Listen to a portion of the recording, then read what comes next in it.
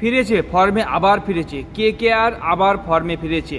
আজকের এই ম্যাচটা দেখে মানে হায়দ্রাবাদের বিরুদ্ধে এই ম্যাচটা দেখে 2024-এর কেকেআরের কথা মনে পড়ে যাচ্ছে যে হ্যাঁ 2024-এর কেকেআর আবার কিন্তু ফিরেছে, ফর্মে ফিরেছে, দুর্দান্ত ফর্মে ফিরেছে।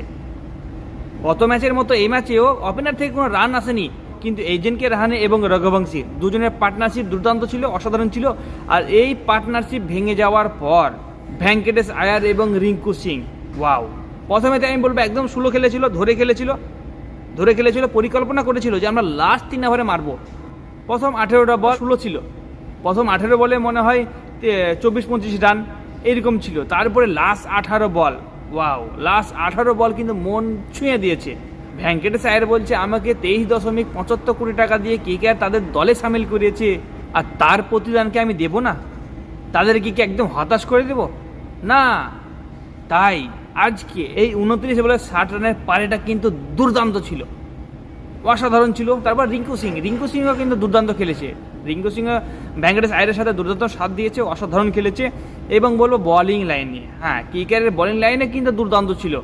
ভাইভাব আরোরা যে impact player say man of the match হয়ে যাচ্ছে।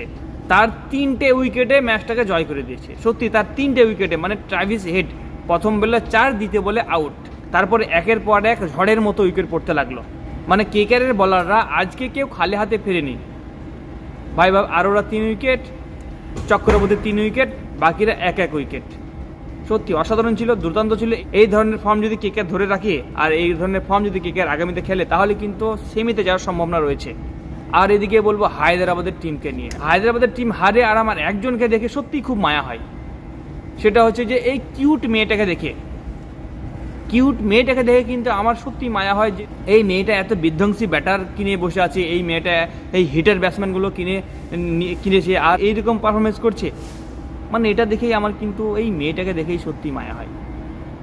যাই হোক, দুর্ভাগ্যজনক, হেরেছো, খুব ভালো করেছো। কেকেআর তোমাদেরকে 1 ফুট মাটির নিচে বসিয়ে দিল।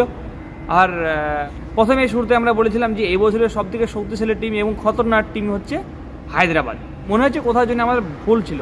আইপিএল শুরুতে হায়দ্রাবাদের খেলা দেখে এই 286 রানের মানে পারি দেখে আমরা কিন্তু বলেছিলাম এই বছর সবথেকে শক্তিশালী টিম হচ্ছে হায়দ্রাবাদ।